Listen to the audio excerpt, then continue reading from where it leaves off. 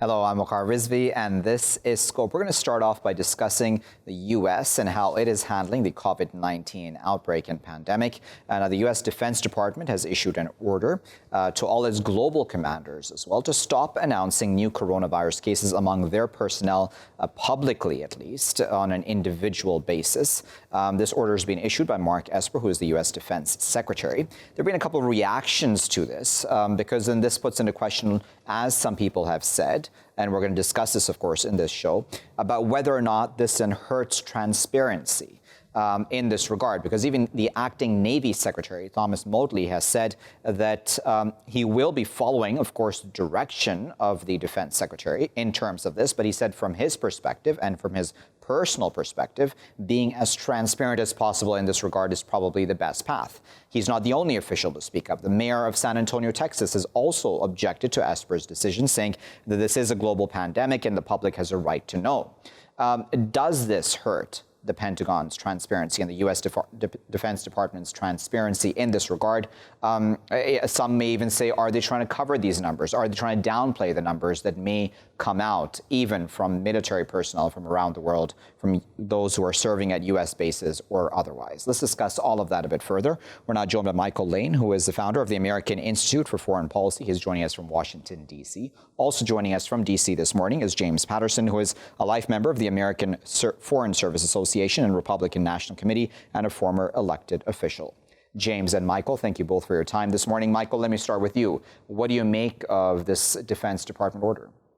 I'm not surprised. In fact, I'm surprised at how much transparency on an individual unit basis there has been over the last month on this. One of the things that has motivated the Defense Department to issue this order, and let me step back a bit and explain that, as I understand it, this order only explains to or only applies to individual units or individual bases and things like that. It's not going to what they would call, I guess, non-aggregated statistics. The aggregated statistics will still be released. They will still be publicly available. But unit by unit, they will not be available. And I think the case in point that we're looking at here is the USS Theodore Roosevelt. I mean, that ship is now out of commission. Readiness on that ship would be probably down around 50%.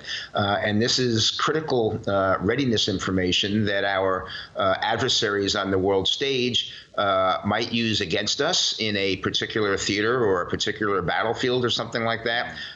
So it's surprising to me that we've been as open as we have been. I would expect that other countries would be similarly motivated to mask the true impact on individual units that they have. But as long as we have overall aggregate numbers that are included in the totals, and as long as our unit, our bases and things like that are working with the local authorities and they know what's going on, then I really don't see any nefarious efforts or any negative consequences about this. In fact, I see only positive consequences.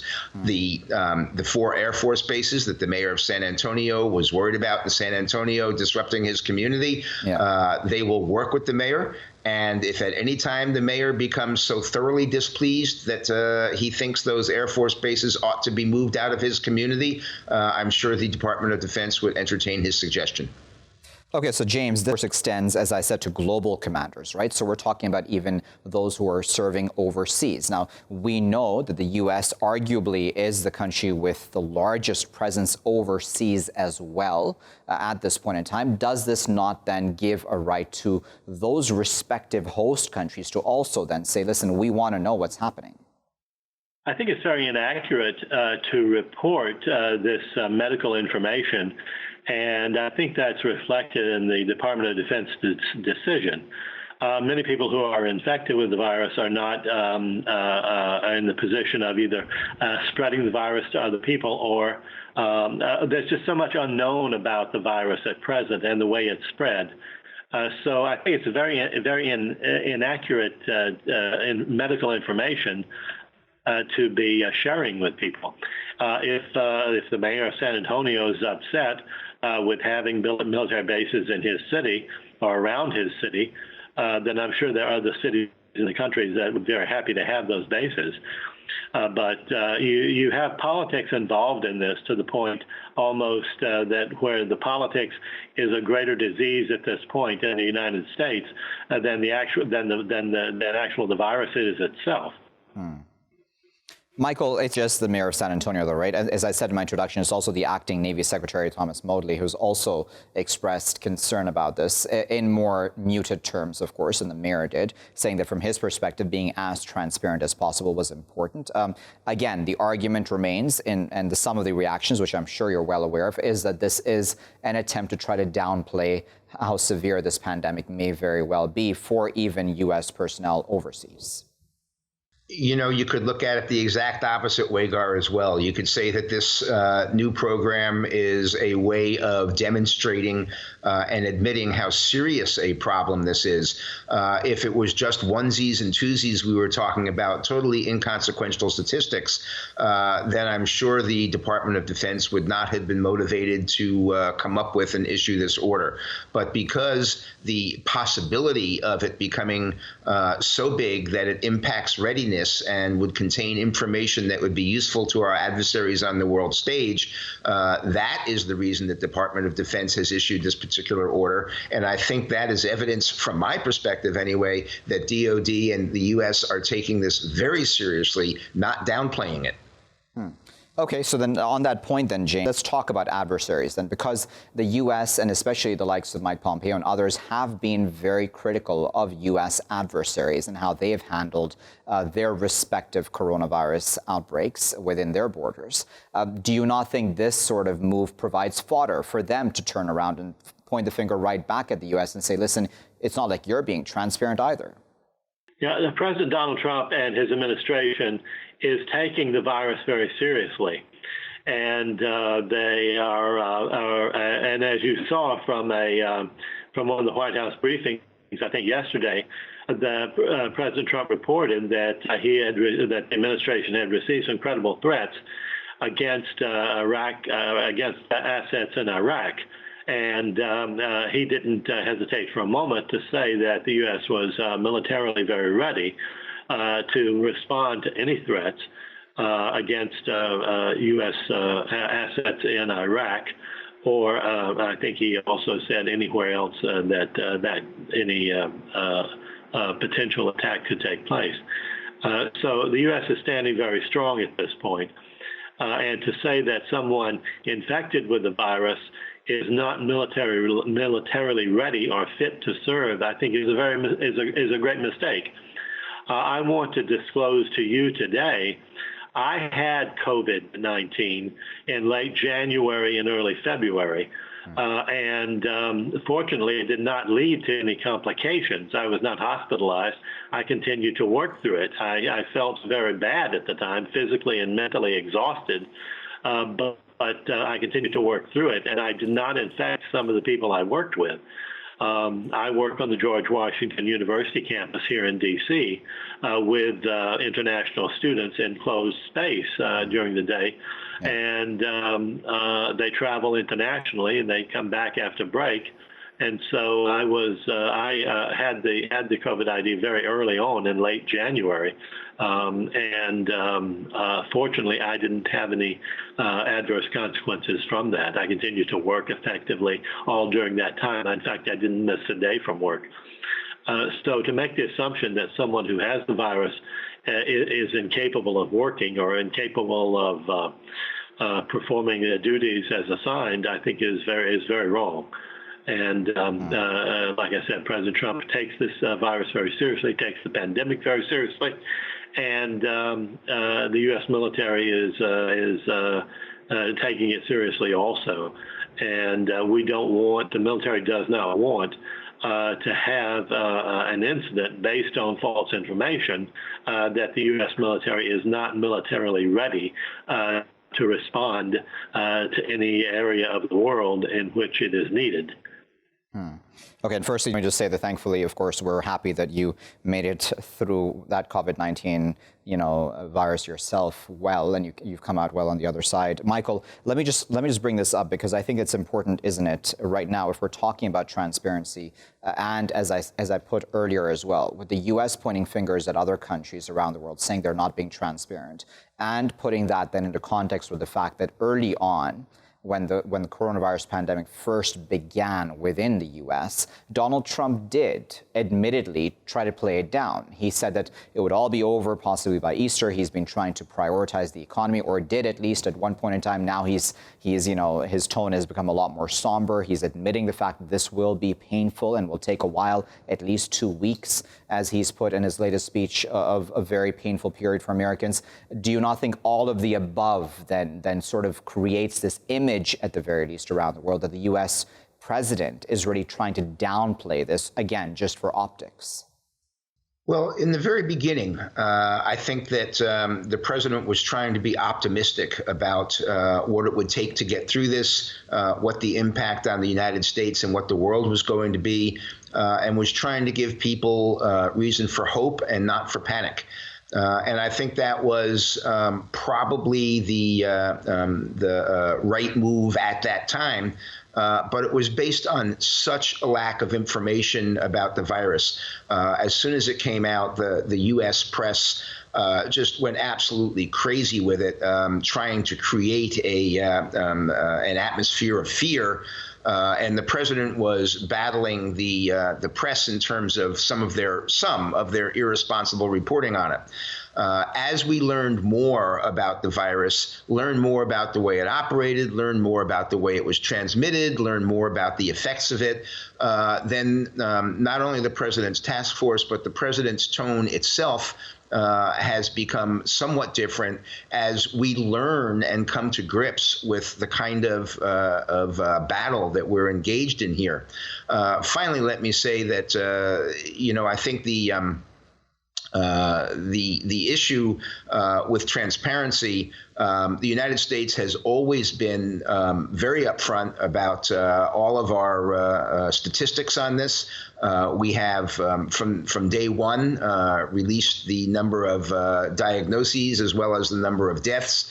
One of the big criticisms that the president has, of course, is China's response to this and their transparency, because there was a great deal, the evidence is there was a great deal of underplaying it back in November and December on this. And if China had been a little bit more transparent and shared with the world what they were facing, the world would have been a lot more prepared to deal with this than it was, having to relearn all the lessons that China learned early on without necessarily having the benefit of China's experience. James, if we're honest, this is an election year, and Donald Trump, this is a huge test for him, right? This would be a huge test for any president. These sorts of crises make or break presidents and their legacies, respectively, don't they? So do you think that that is, of course, at the back of his mind as he's making these decisions? Because as the numbers go up, certainly that will create that much more pressure on the president too, right? So, I mean, for him to want to suppress the numbers, even, unconsciously, that sort of makes sense, doesn't it? I think the president takes the virus very seriously, and I don't really think that politics is that much involved in his decision making. He's very concerned about taking all the steps that are necessary based on the medical advice given him. He's very concerned on taking all the steps necessary to protect the American people. Very early on, he was suggesting, based on the evidence and the medical information that he'd been given, that there were treatment options that people had for the virus that could lead to an effective treatment and help some people get through the worst stages of the virus. So I think, yes, initially he was optimistic. I think he's optimistic now. But still, this is a very difficult situation for the United States and the world. And his positions have been based on information the administration has been given by the Chinese government and by the World Health Organization and others who were misled from the outset as to the seriousness of the virus and its transmission from one person to another. China was reporting, and the World Health Organization also reported it couldn't be transmitted from person to person. So there was a lot of misinformation. Whether or not that was intended or not, I think we will find out at some point. But there was a lot of misinformation passed through official formats from governments to health agencies to other governments. And so that came out in the press and through the U.S. government or spokespeople. But I think that we're on track now to having an effective treatment and an effective response by the U.S. government based on the overall public health threat. And that President Trump is responding to it based on the medical information given to him by medical professionals and not based on politics. Okay, so I wonder what your thoughts are about that issue of politics, because I find it hard to believe, if I'm completely honest, that Donald Trump is not thinking about the elections come November, because this is, as I said to James as well, a huge test for any president, right? And many presidents go through similar crises in their respective tenures at some point in time when they're in office, and that sort of makes or breaks their legacies, as I earlier said as well. But on top of this, then, one of the interesting statements that Trump had made publicly earlier on was that the U.S. was not going to be seeking help from anybody around the world. This could handle it, that he could handle it, his government could handle it on their own. And then now we've had a Russian plane, as you know, land with help, and that the U.S. has behind the scenes, reached out to the likes of the South Koreans and others around the world for help as well. Again, going back to that issue of optics, for Donald Trump, many times it's been said that the optics are extremely important. He takes that very seriously. What are your thoughts on that? Yeah, well, clearly you can't get around the fact that there is an election coming up next November. And so therefore, even if President Trump doesn't have politics at the top of the list as he's making these decisions, you can't avoid the fact that there is an election and that his actions, whether he likes it or not, are going to be viewed through the prism of the election, and he'll be evaluated by the media and the people in the United States based on that. I think that he's right now taking the right steps. I think he's striking the right tones. I think he's exactly where he should be at this point in a pandemic and in the United States in terms of handling this crisis from a public health point of view. And it will be to his benefit politically if he continues to handle things based on what's good for public health and what's good for fighting the pandemic, rather than letting politics enter it. He's going to be judged on politics anyway, so he might as well do the right thing and ensure that he is evaluated come Election Day on doing the right thing. That will be his best move in terms of re-election, rather than artificially letting politics crowd into it. All right, well, there's our final word, but we appreciate, of course, Michael and James for their time this morning, for giving us their insight on this. Certainly, at this point in time, as Donald Trump has said, we're still going to be now in for another 2 weeks of a very painful period within the United States. He's come out very clearly and said that, saying this will be very, very painful, that there will be many, many deaths within the U.S. at this point in time. He has not now downplayed the seriousness of it, although early on, as I said to our guests, he did try to downplay this issue.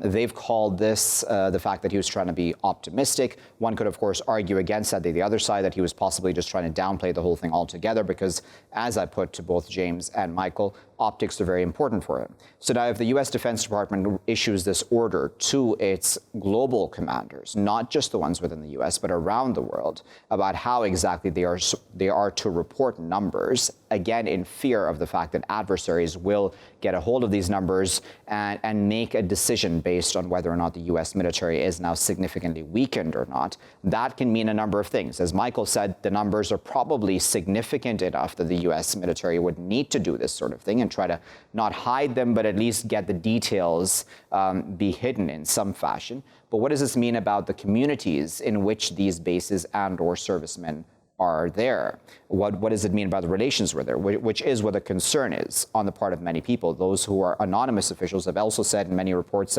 that this new ban on local data would harm their ability to inform their own force members, their own service members, A, those who are within those bases to begin with around the world and even in the U.S., and second, would strain their ability to work with officials on the ground in those host communities. Does this make sense? Is this a national security issue, or is Donald Trump simply trying to downplay how important and how serious this epidemic already is within the U.S. and around the world for U.S. servicemen? I'll be back with my next segment after this break.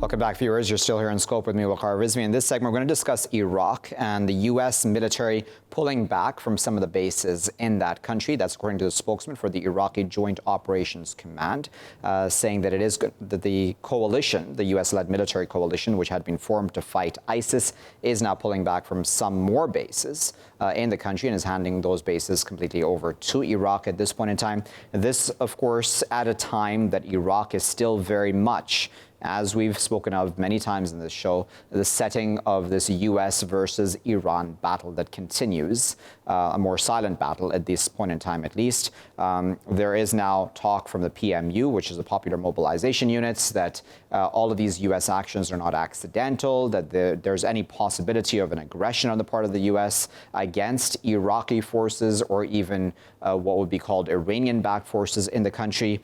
Then there's talk as well from the U.S. president saying that Iran and groups linked to it may very well carry out attacks against U.S. troops or interests in Iraq at this point in time. On top of that, then we have a former head of the U.S. Central Command telling media that the U.S. is deploying Patriot missiles in Iraq because it needs to protect its forces.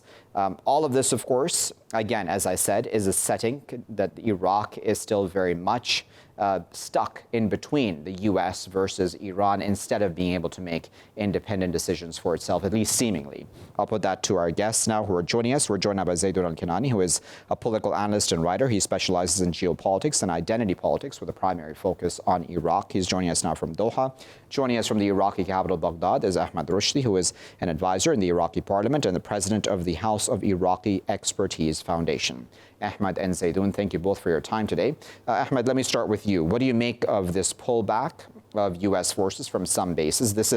Is it not going back to that decision on January 5th by the Iraqi parliament asking that all foreign military forces pull out?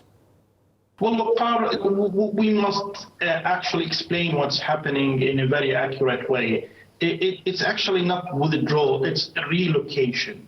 And relocations means that the American forces actually is focusing more about protecting their soldiers and their officers. And it's the definition of why Patriot is now on four main bases, that it is now heavily protected, which is not easily to be attacked by the militia or by the PMF or by anyone. And it looks like Mr. Trump is actually making all those procedures just to say to the Americans is that I will not accept any another attack from the Iranian or from the militia inside Iraq anywhere or another to hesitate my position in front of the eyes of the Americans, especially we have elections in next November.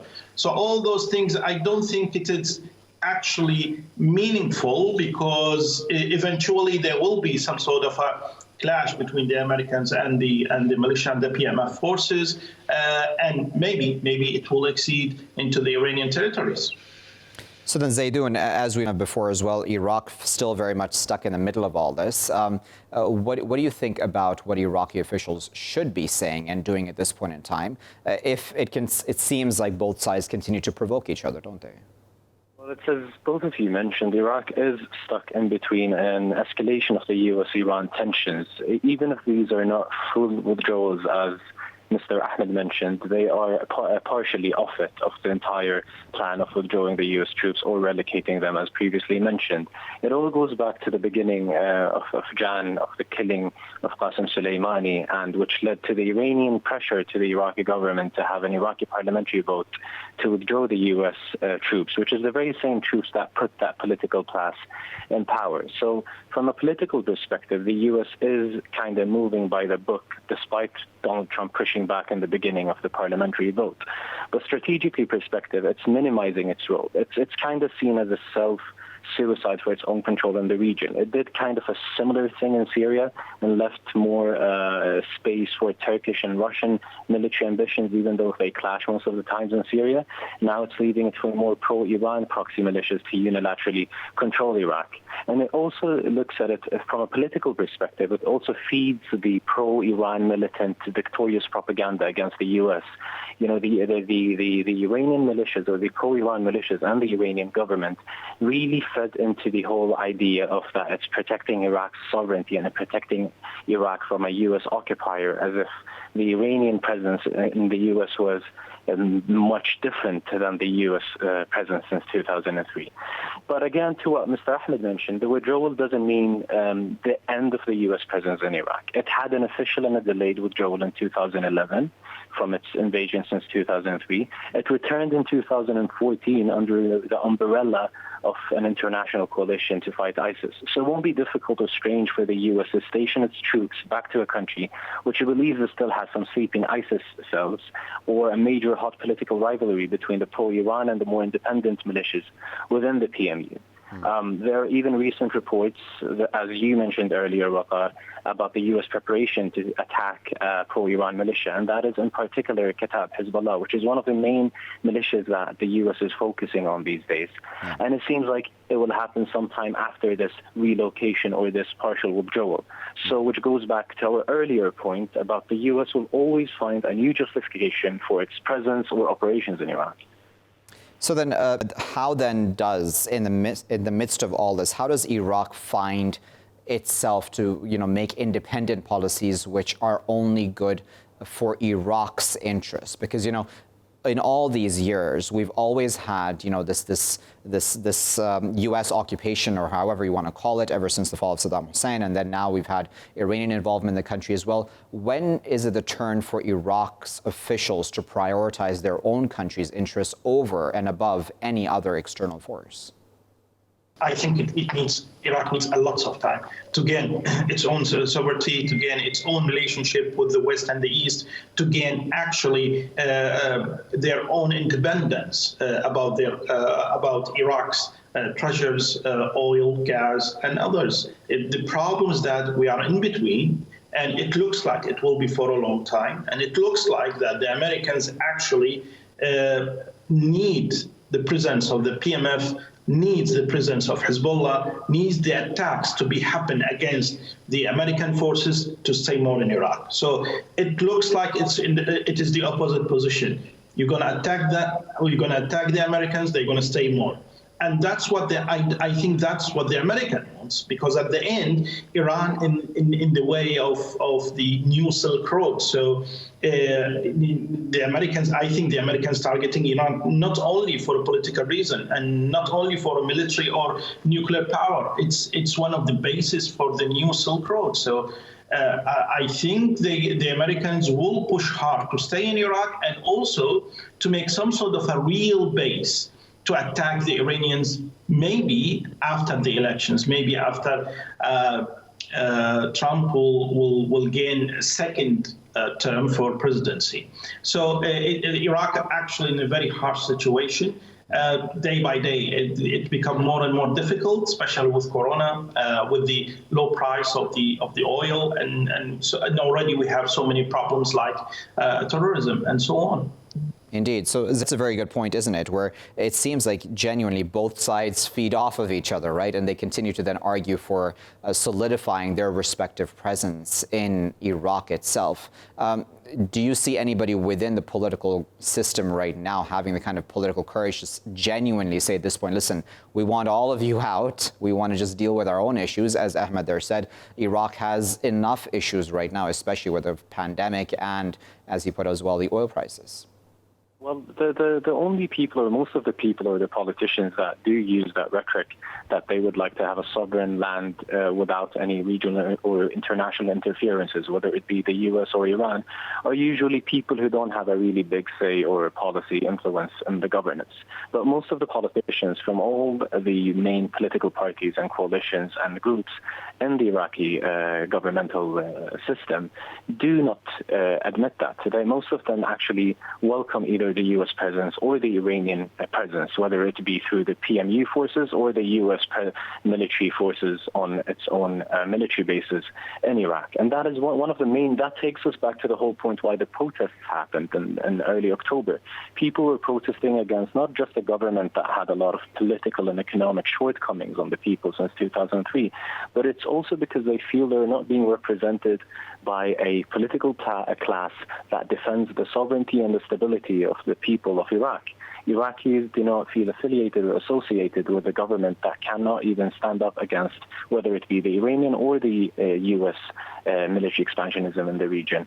People even realize that even more through political parties or new joiners to the Iranian umbrella in Iraqi politics, which was Muqtada al-Sadr, who claimed for years to be an anti-Iran player in Iraqi domestic affairs and recently joined the Iranian umbrella, the Iranian political umbrella in Iraq just before the protests happened, and heavily and publicly did that even when the protests denounced his presence and his alliance with Iran against the Iraqi protests. So unfortunately, it doesn't seem like the Iraqi government or the parliament will be able to defend Iraq's sovereignty against any foreign interference or foreign military interference in Iraq, as long as it doesn't represent those people. People can be voting for a certain political coalition or party, but we end up having the same political parties creating their post-electoral negotiations to form their own majorities or to appoint people to be a prime minister or a speaker of parliament or a president based on the ethnic sectarian quota, which was established by the early stages of the invasion. So the issue here goes back to so many fundamental issues in post-2003 Iraq. It is the U.S. invasion, it is the U.S. continuous presence in post-2003 Iraq, and it is the Iranian opportunism through that invasion to mingle through Iraq's economy, society, and politics and spread its regional expansionism across the region, and having a government, as we previously mentioned, that doesn't represent the economic, political, and human rights of the Iraqi people. All right, so Ahmed, the final word. We just have under a minute left. I imagine that we're entering again, and we've always been really in very risky times, right, within Iraq. Do you foresee there being more escalation between the Iranians and the Americans at this point on Iraqi soil? I think so, yes. In one way or another, there will be escalation. Maybe not very active in those months. It will be now. It will be in those 2 months, 3 months. Then maybe there will be de-escalation between both of them in one another to make some sort of open up negotiations just before the elections. And after the elections, there will be another talk. I think if Trump will gain second term, it will be. I think it will be a harsh thing for Iraq and for Iran also, because I think then the American forces, with the help of the Israelis, with the help of the British, with the help of the other countries, gonna make so many harsh procedures against the Iranian and also against the PMF and also against the Hezbollah and other militias. Very well. We'll leave there as a final. We appreciate both Ahmed and Zeidon for their time and, of course, for putting this into context for us. Iraq has always, hasn't it, as I said in my introduction, been the setting of a U.S. versus Iran battle that continues on Iraqi soil, as much as Iraq says it does not want to be party to this and does not want to be in the middle of these two fighting out their grievances against each other in this region. Nevertheless, the Americans are now placing Patriot missiles on Iraqi territory, have now sort of moved all of their troops into certain bases in the country, handed over some bases back to the Iraqis. This is all, of course, those troops who were formed and brought in from around the world, really, not just American troops, to fight against ISIS. What do the Iranians think of this? They're certainly not happy that Patriot missiles are being placed in Iraq. They've warned, as well as their groups, or apparently their groups who are backed by them in Iraq, have warned that the Americans are planning something against those groups at this point in time. Are we now entering into an era of further escalation? And what does this again mean for Iraq, which I imagine at least the people really do not want to be a part of this and really want to just get on with living and to regaining some of the sovereignty of their country back? I'll leave it there for now. I've been Waqar Rizvi. Thanks for watching.